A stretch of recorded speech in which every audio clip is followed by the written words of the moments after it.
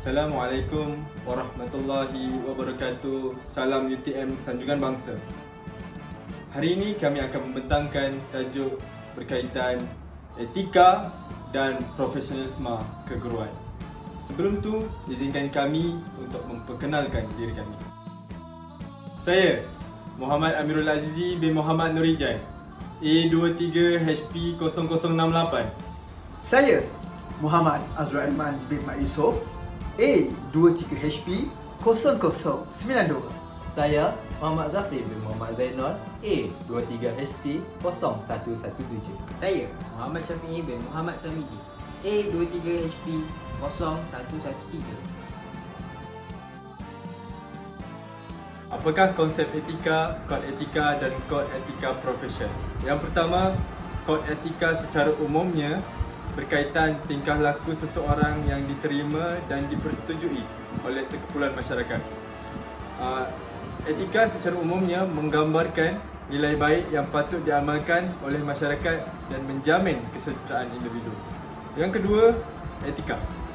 Etika sistem dasar tingkah laku bagi sesuatu kumpulan masyarakat atau organisasi. Ia menjadi rujukan tingkah laku yang mesti dipatuhi oleh ahli organisasi.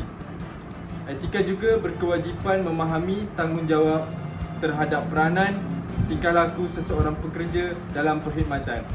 Yang ketiga, kod etika profesion.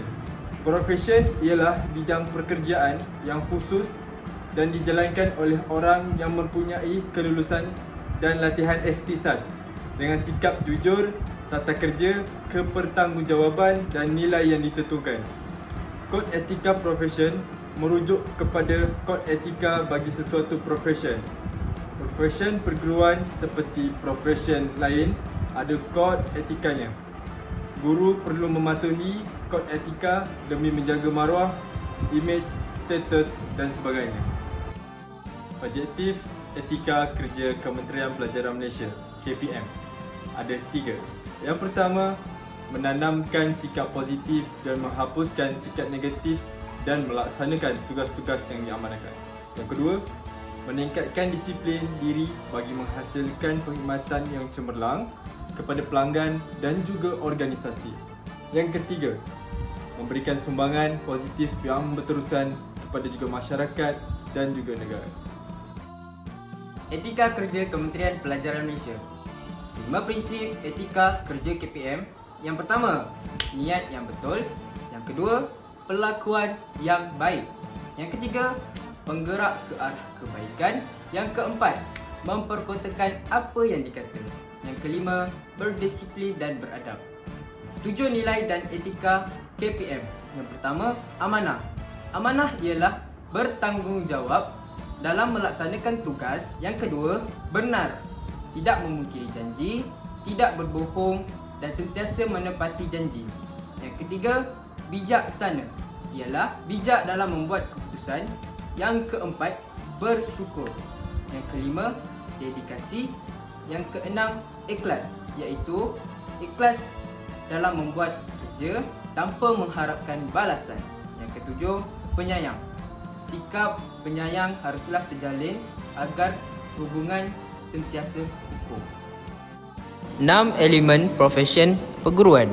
Yang pertama, mereka bentuk, membangunkan, menyampaikan pengajaran. Yang kedua, memilih proses pengajaran dan hasilnya. Yang ketiga, guna alat, kaedah, teknologi pengajaran. Yang keempat, pengetahuan tentang teori dan amali pengajaran dan pembelajaran PDP. Yang kelima, menguruskan murid dan proses pengajaran dan pembelajaran. Yang keenam, advising, mentoring and related. Seterusnya, kita beralih kepada isu-isu etika dalam profesion keguruan. Isu yang pertama, guru terlibat dengan dadah. Isu yang kedua, guru memperkosa atau mencabul murid atau guru lain. Isu yang ketiga, guru menyeleweng dalam pengurusan kewangan. Dan isu yang keempat, yang terakhir adalah guru lambat datang ke sekolah atau balik awal.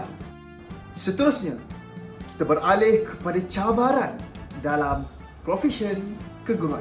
Cabaran dalam profesyen keguruan mengandungi 4 cabaran, iaitu cabaran yang pertama adalah kurikulum, cabaran yang kedua adalah core kurikulum, dan cabaran yang ketiga adalah profession, dan cabaran yang keempat adalah pedagogi. Cabaran yang pertama adalah kurikulum, iaitu isi kandungan untuk mengekalkan kemahiran dan kepakaran. Selain itu juga, cabaran dalam kurikulum termasuklah murid keciciran dan urusan pentadbiran. Cabaran yang kedua iaitu cabaran core kurikulum, iaitu kurang penglibatan murid. Seterusnya, prestasi murid kurang memuaskan serta isu gurung pengiring. Dalam cabaran ketiga iaitu profession, kita dapat lihat guru diberi pelbagai tugas dan tanggungjawab yang di luar konteks seperti kerja pengkeranian. Serta isunya dalam profession adalah cadangan jawatan pembantu guru. Yang terakhir iaitu cabaran pedagogi, melibatkan perubahan silibus pembelajaran, perubahan pendekatan PDP, serta cabaran guru dalam menguasai keperluan teknologi terkini serta persediaan guru untuk mengajar. Tingkah laku guru sebagai pejabat awam perlu melambangkan profesional keguruan. Matlamat tata tertib terbahagi kepada 3. Matlamat yang pertama, pembangunan modal insan minda kelas pertama melalui pelaksanaan tata tertib yang berkesan. Matlamat yang kedua, supaya pegawai awam menjaga imej perkhidmatan awam. Dan matlamat yang ketiga, menghukum pegawai awam yang melakukan kesalahan atau melanggar aturan. Seterusnya, larangan. Larangan terbahagi kepada 2, iaitu larangan mutlak dan larangan boleh buat dengan kebenaran. Larangan mutlak iaitu gangguan seksual, menyalahgunakan dadah, keterhutangan kewangan yang serius, cabutan bertuah atau loteri, tidak hadir bertugas tanpa sebab yang munasabah dan skim cepat kaya. Dan larangan boleh buat dengan kebenaran pula ialah pekerjaan luar, menerima hadiah, pempunyaan harta penyata awam, memulakan prosiding undang-undang dan bantuan kewangan. Seterusnya pula, kita beralih kepada tindakan tata tertib. Sebagai guru, hendaklah mengetahui peraturan-peraturan yang termaktub. Hukuman bergantung pada jenis pelanggaran tata kelakuan pejabat awam. Yang pertama, denda. Denda akan dikenakan hukuman pergantungan maksimum 7 hari dan tangguh pergerakan gaji pula akan melibatkan selama 3 bulan, 6 bulan, 9 bulan atau 1 tahun, iaitu 12 bulan. Dan akan diturunkan pangkat ke 1 grade yang lebih rendah dari sekarang dan dibuang kerja atau dikeluarkan daripada perkhidmatan. Dan seterusnya, hukum undang-undang tabi'i.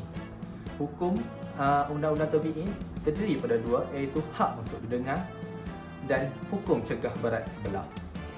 Maka berakhirlah perbentangan dan pengajaran kita pada hari ini. Apa yang dapat kami simpulkan adalah etika dan profesionalisme dalam keguruan adalah aspek yang amat penting bagi mendukung integriti dan kualiti pengajaran. Keguruan yang beretika mencerminkan komitmen guru untuk bertindak dengan keadilan, bertanggungjawab dan menjaga hubungan profesional untuk memberikan pengaruh positif terhadap pelajar. Sekian daripada kami. Terima kasih.